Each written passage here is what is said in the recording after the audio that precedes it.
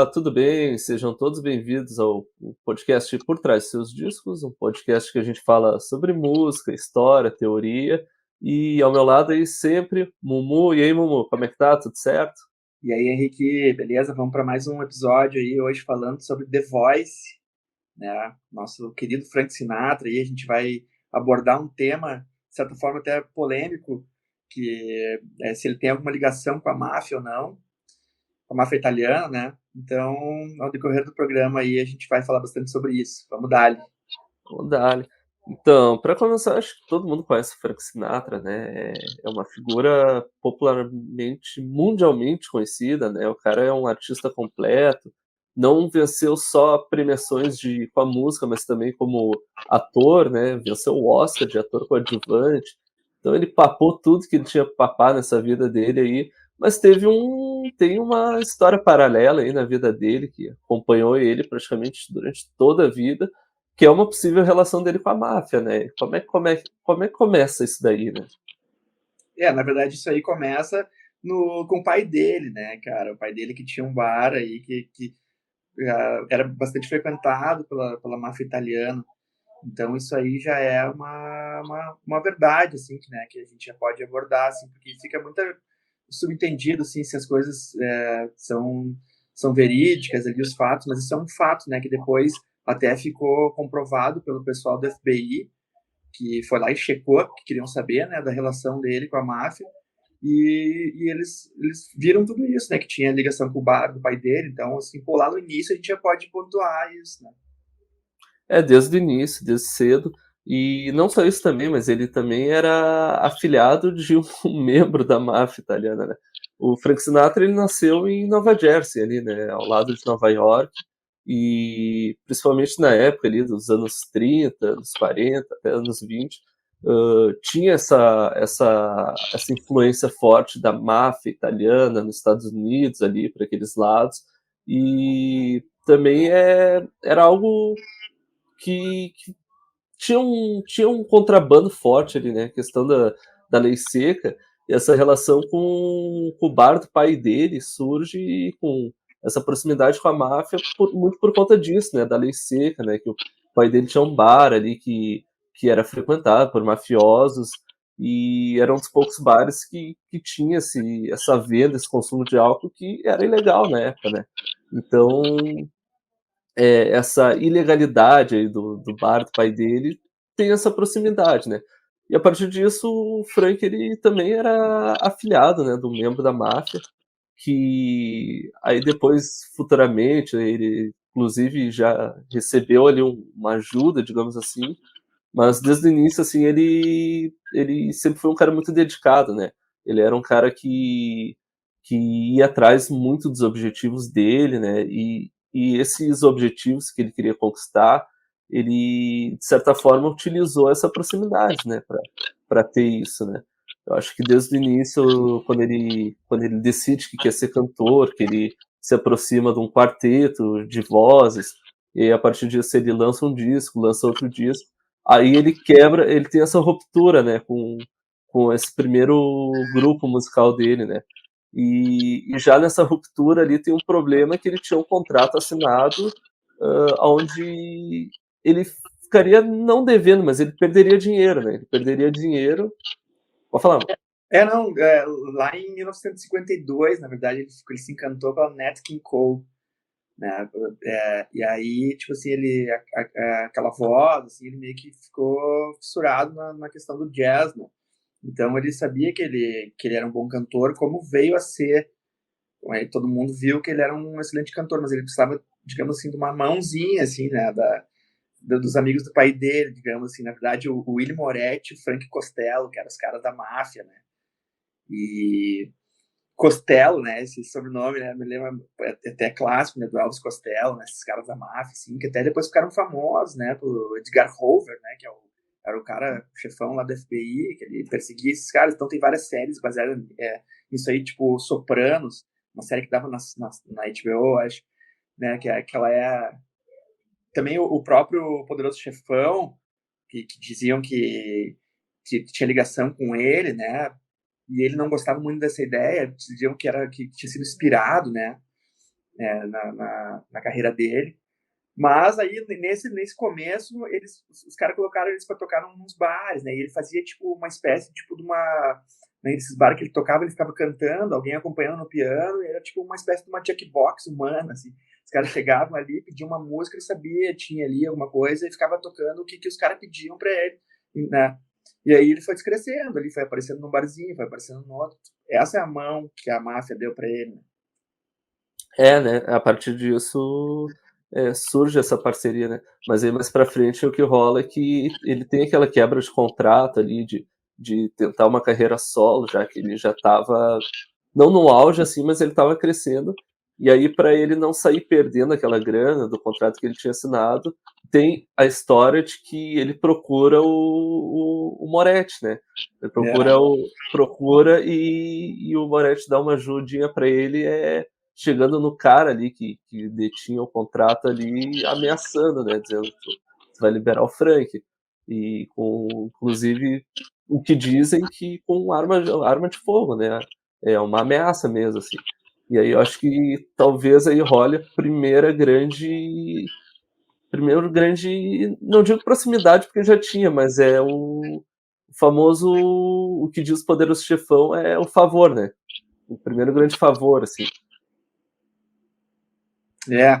Não, e também tem, depois quando o FBI fez um documento lá com, acho que 2.500 páginas, para ver o que ele... Porque começou a sujar para ele, né? Ali, ele largou isso aí em 61, quando teve a morte do Kennedy e tudo mais, os caras, todo mundo queria saber, tá, mas quem é essa máfia? Quem é essa? De onde que vem isso aí, esses atentados, essas coisas? E aí começou a sujar para ele, né? E nesse relatório de 2.400 páginas, ele, por exemplo, os hotéis Sands, que é um hotel famoso, né, nos Estados Unidos, que dizem que é um hotel da máfia, né?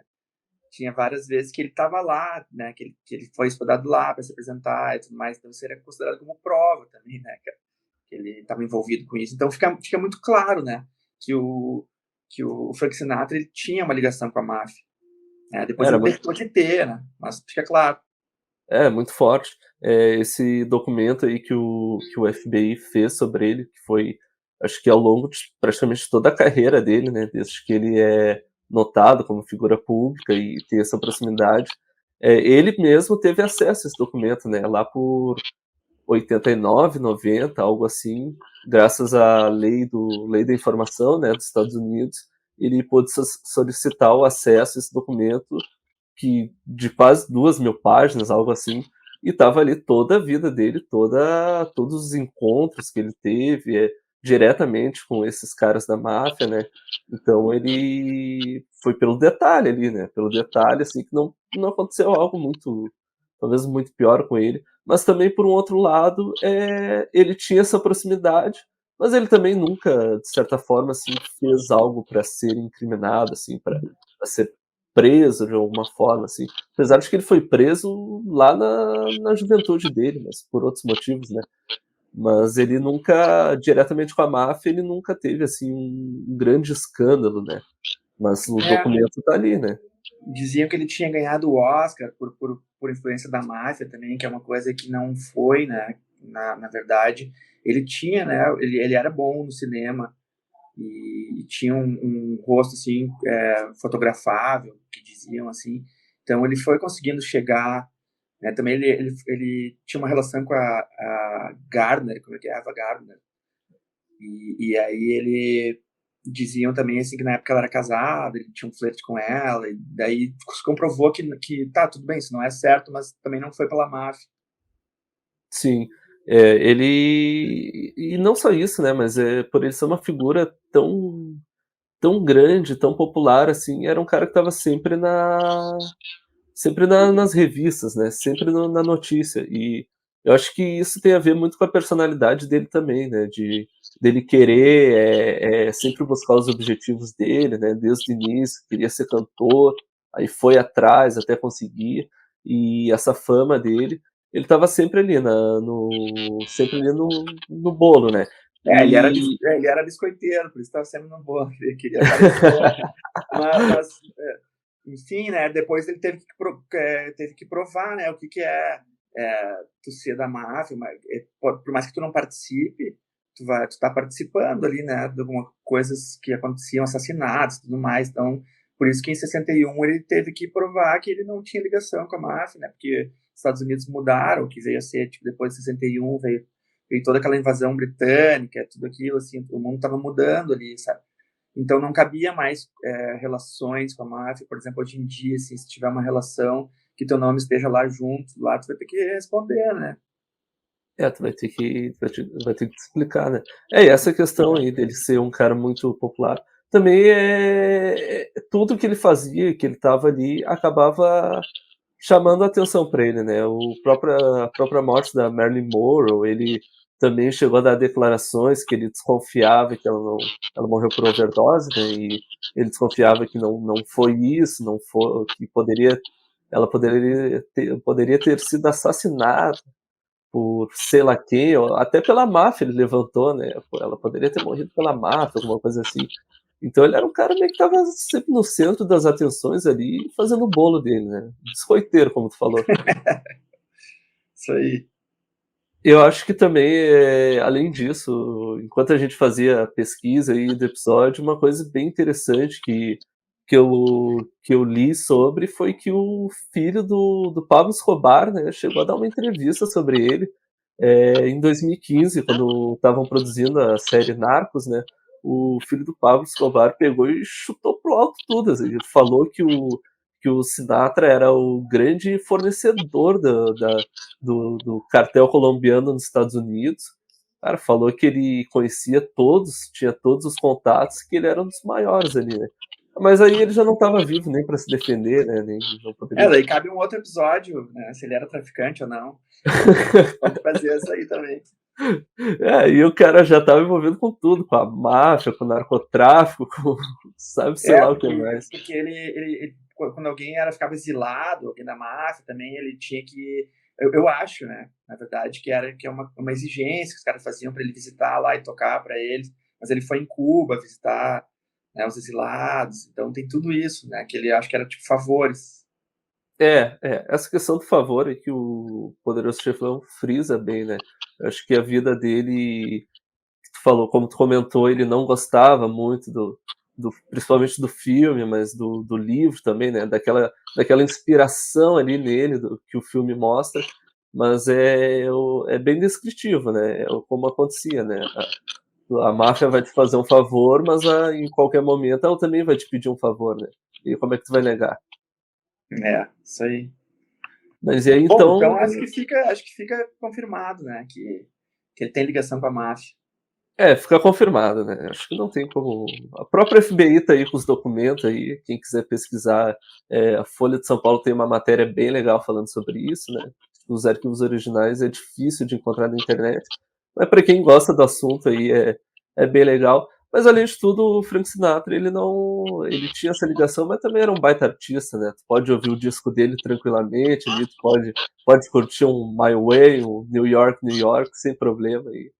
E o importa é que todo mundo curta isso, né? A história tá aí, é uma coisa legal e é mais uma curiosidade aí que a gente traz. É isso aí. Então tá, galera. Fica até a próxima. A gente conversa aí no próximo episódio. Valeu. Isso aí, valeu, galera. Obrigado. E eu também queria agradecer também ao perfil Blitz na Balada aí, que se juntou com a gente numa parceria bem legal. Tá nos ajudando a crescer aí nas redes, a divulgar o podcast. Então, valeu, brigadão, galera. Sempre curtam, se inscrevam e tamo junto.